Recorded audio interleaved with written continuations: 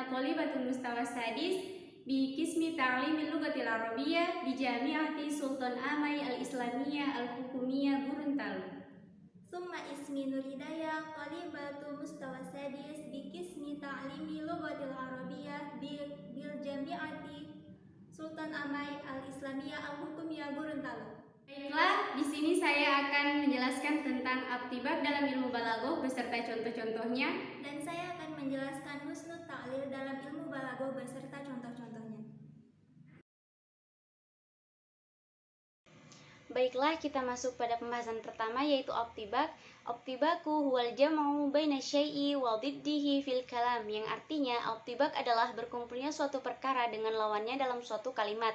Demikian juga dalam Mu'jam Al-Mufassal dikatakan Aptibaku huwal jam'u bainal ma'naini al-mutaqabalaini fil jumlah, yang artinya Aptibak adalah berkumpulnya dua makna yang berlawanan dalam suatu kalimat. Jadi dapat disimpulkan bahwa Aptibak adalah berkumpulnya dua kata yang berlawanan di dalam suatu kalimat. Nah, jika dalam bahasa Indonesia Aptibak ini dikatakan sebagai kalimat antonim. Selanjutnya, Aptibak dibagi menjadi dua, yaitu Aptibak ijab dan Aptibak salab. Di mana penjelasan Aptibak ijab ialah kedua kata yang berlawanan tidak berbeda positif dan negatifnya. Kemudian dalam Aptibak ijab ini juga merupakan kedua kata yang berlawanan dan tidak didahului oleh nafi atau nahi sehingga tidak memberikan makna positif dan negatif. Contoh yang pertama, Bismillahirrahmanirrahim, wa tahsabuhum ayqazaw wa hum rukud. Surah Al-Kahfi ayat 18, yang artinya dan kamu mengira mereka itu bangun padahal mereka tidur. Dari ayat tersebut dapat kita ketahui bersama bahwa kata ayqazan yang berarti bangun dan kata rukudun yang berarti tidur menggunakan bentuk positif. Kalimat ini disebut Aptibak ijab karena menggunakan kata yang bermakna positif dan juga tidak didahului oleh nafi atau nahi. Nah, selanjutnya contoh kedua ada Bismillahirrahmanirrahim, wa annahu huwa adhaka wa abka. Surah An-Najm ayat 43, yang artinya dan sesungguhnya dialah yang menjadikan orang tertawa dan menangis. Nah, dari ayat tersebut dapat kita ketahui bersama bahwa kata adhaka yang artinya tertawa dan kata abka yang artinya menangis menggunakan bentuk positif. Kalimat ini juga disebut Aptibak ijab karena menggunakan kata yang bermakna positif dan juga tidak didahului oleh nafi atau nahi. Nah, selanjutnya penjelasan tentang Aptibak salab adalah kedua kata yang berlawanan berbeda positif dan negatifnya. Kemudian dalam Aptibak ini juga didahului oleh nafi atau nahi. Contoh yang pertama, Bismillahirrahmanirrahim, ittabi'u ma unzila ilaikum mir rabbikum wa la tattabi'u min dunihi awliya, yang artinya ikutilah apa yang diturunkan kepadamu dari Tuhanmu dan janganlah kamu mengikuti pemimpin-pemimpin selainnya. Surah Al-A'raf ayat 3. Nah, dari ayat tersebut dapat kita ketahui bersama bahwa kata ittabi'u yang artinya ikutilah dan kata la tattabi'u artinya janganlah kamu mengikuti. Nah, pada contoh ini terdapat dua kata yang berlawanan berbeda makna positif dan negatifnya. Yang kata ittabi'u berbentuk positif, sedangkan kata la tattabi'u berbentuk negatif karena didahului oleh la nahi. Nah, contoh yang kedua, Bismillahirrahmanirrahim, yastakhfuna minan nasi wala yastakhfuna minallah. Surah An-Nisa ayat 108, yang artinya mereka bersembunyi dari manusia tetapi mereka tidak tersembunyi dari Allah.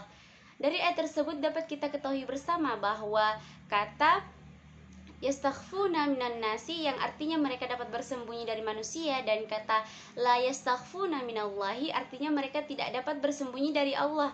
Pada contoh ini terdapat dua kata yang berlawanan berbeda makna positif dan negatifnya, yaitu kata yastakhfuna minan nasi berbentuk positif sedangkan kata la yastakhfuna minallah berbentuk negatif karena didahului oleh la nafi. Bismillahirrahmanirrahim. Baiklah, di sini saya akan melanjutkan pembahasan yang kedua, yaitu mengenai husnul ta'lil. Nah, husnul ta'lil adalah memperbagus alasan atau kebagusan sebuah alasan.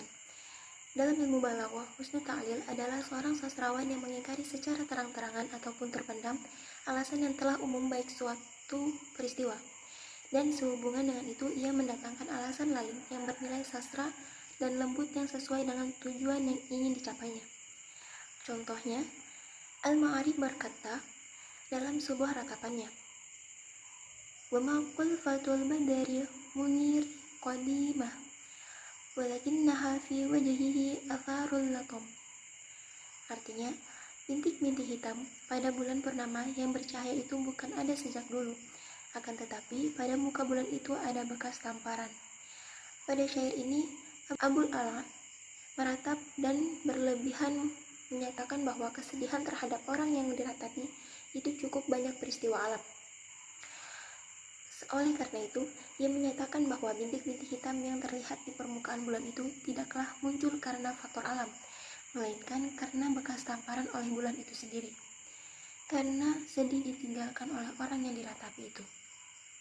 Contoh kedua, yaitu Ibnu Rumi berkata, "Amma dzuka'u falam tasfar wa idjah nahat illa li furqati zakal manzuril hasan." Artinya, adapun matahari itu tidak menguning ketika condong kecuali karena tidak suka berpisah dengan pemandangan yang indah itu. Adapun pada bait ini, Ibnu Rumi berpendapat bahwa matahari tidak menguning ketika condong mendekati tempat terbenamnya.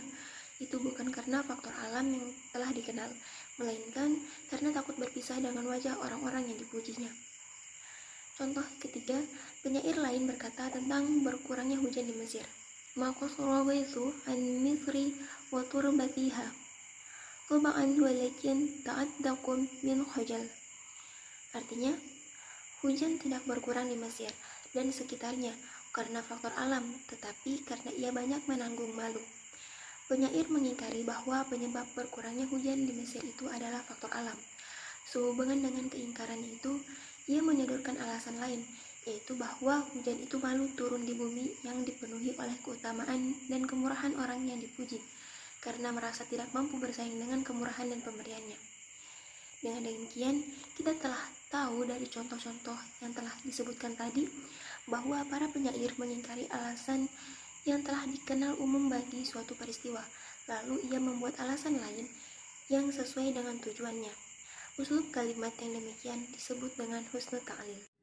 Toyib, sekian video dari kami berdua. Lebih dan kurangnya kami mohon maaf. Wabillahi taufiq walhidayah. Wassalamualaikum warahmatullahi wabarakatuh.